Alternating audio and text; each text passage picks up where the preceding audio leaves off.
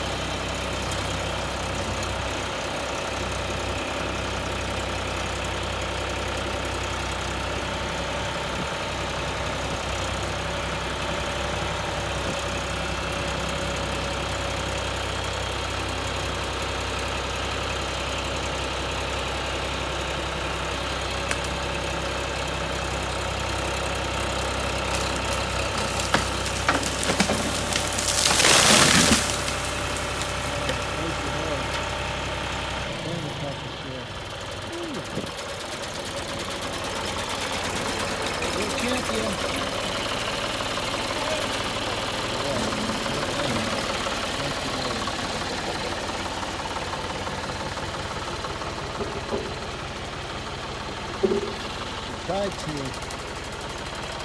take it back that way to that gap, but there was too much of the tree leaning this way. Because the fence is right there, shed was there, and it didn't turn out how we planned, but praise the Lord, it ended up pretty nice. We have everything else to do. So anyway,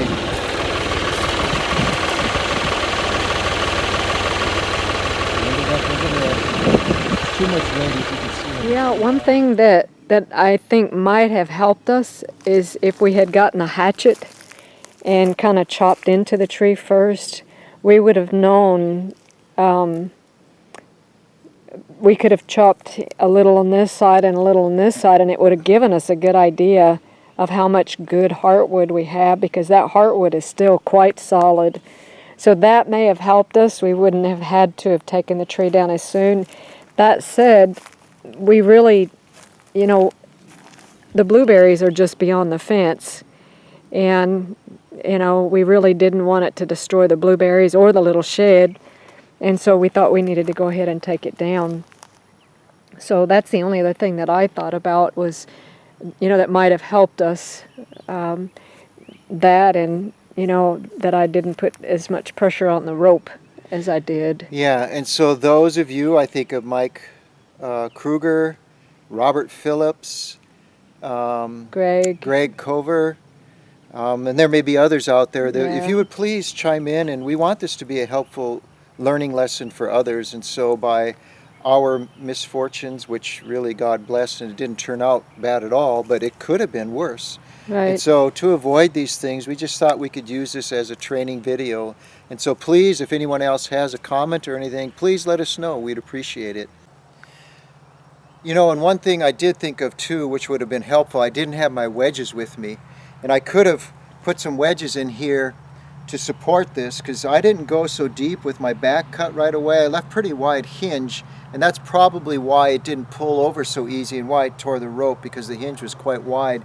But if I'd have had wedges here, and I'd have felt more secure that the tree would have stayed there, which I should have had them, I could have gone in deeper with my back cut and probably wouldn't have tore the rope, because it was going the direction we wanted it to. But I just think there was too much hinge here for the rope to pull, because as you can see, this wasn't rotten at all in the middle. Right. It's actually pretty fresh. So anyway, that was one other thing I thought of that we could do. Yeah, I think all in all, the Lord, even though I made a mistake by putting too much pressure prematurely, you know, trying to protect my husband, and he was erring on the side of caution with the depth of his, you know, wedge and all that.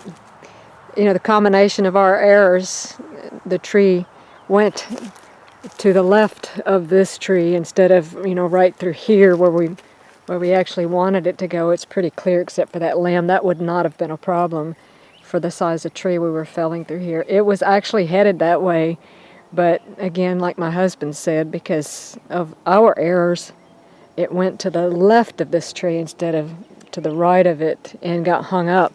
And again, you know, had we taken it this way, the way we originally thought, the top would have gotten hung up in all of these trees, so, or this one here would have gotten in the way. So we had a pickle. Did you want to add anything to that, honey? No, I'm looking forward to comments, because if there was something that we missed, I mean, I'm sure we're going to be taking down more trees. Matter of fact, I know we are. We just walked through the woods here, and there's about 5 or 6 other trees about this size, which we're going to have to pull back again, because we're trying to get the trees out that look like will be an issue to fall on the fence, and we'll have a fence to repair, and they're all leaning towards a fence, so we've got to bring them back. So the information we could get would be real helpful, because and another factor is there's a power line that goes right through the middle of these trees, kind of at an angle. You probably can't see it on the camera, but it goes just like that. And so we also have a power line in there complicating things. So anyway, give us your thoughts. I hope it will be helpful for you guys too. Thank you.